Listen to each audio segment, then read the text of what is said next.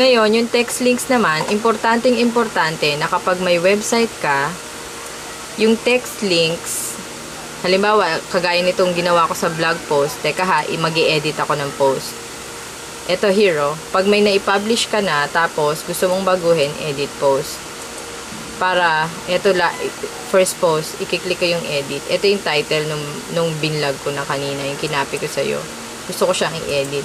I-edit ko siya kasi, since kinapi ko siya sa website mo, dapat, yung pinanggalingan nito, kokopyahin ko yung website. Ito, di ba yung URL? Ikakopy ko siya. Tapos, ilalagay ko siya dito sa ilalim.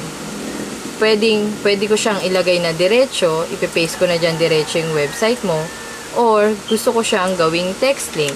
Ilalagay ko rito sa text links, dito sa ilalim ay source. Source, ibig sabihin kung saang website ko nakuha itong pinaglalagay ko rito kasi hindi ko naman siya ginawa eh. Hindi talaga ako ang gumawa niyang vlog na yan. So, para hindi ako mademanda dahil ginagamit ko yung sinulat mo, lalagyan ko siya ng source. Hinighlight ko siya. Ito yung paggawa ng link. Paggawa ng link sa Blogger. Yung unang video ko sa'yo, chain to. Dito sa Blogger, nakasulat siyang link. Pag kinlik mo si link, lalagay siya. Lalabas yan. Nahanapin niya yung web address. Ipe-paste ko dito yung web address mo. Ibig sabihin, yung blog post ko, kinopya ko sa website mo, kaya ilalagay ko yung website mo kasi dyan ko siya nakuha. Okay? Parang ito yung thank you sa ano mo. Pagte-thank you sa website mo dahil doon ko nakuha yung information na iba-vlog ko.